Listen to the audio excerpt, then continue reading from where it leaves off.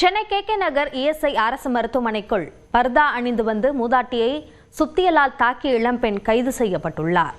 இதுகுறித்த கூடுதல் விவரங்களை நம்முடைய செய்தியாளர் கோகுலிடம் கேட்கலாம். கோகுல், என்ன நடந்தது? விவரங்களை பதிவு செய்யுங்கள். கே நகர் இஎஸ்ஐ அரசு மருத்துவமனையில பர்தா அணிந்து வந்து மூதாட்டியை சுத்தியலால் தாக்கிய இளம்பெண்ணை போலீசார் கைது செஞ்சிருக்காங்க. அந்த சம்பவம் நடந்த போது பதிவான சிசிடிவி காட்சி வெளியாயிருக்கிறது.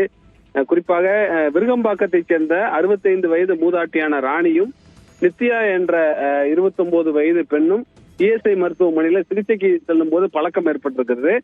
அப்போது அந்த திடீரென்று அந்த மூதாட்டி ராணியை கழிவறையில வைத்து ஒரு பர்தா அணிந்து வைந்த ஒரு நபர் தாக்கிவிட்டு நகையை பறிக்க முயன்றதாக பாதிக்கப்பட்ட மூதாட்டி காவல் நிலையத்தில் புகார் அளித்திருந்தார்.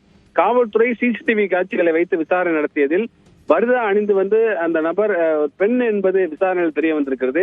கைது அதன் பின்னர் அந்த ராணி என்ற மூதாட்டி அளித்த புகாரின் அடிப்படையில தரமணியைச் சேர்ந்த நித்யா என்ற 29 வயது இளம்பெண்ணை கைது செய்திருக்கார்கள்.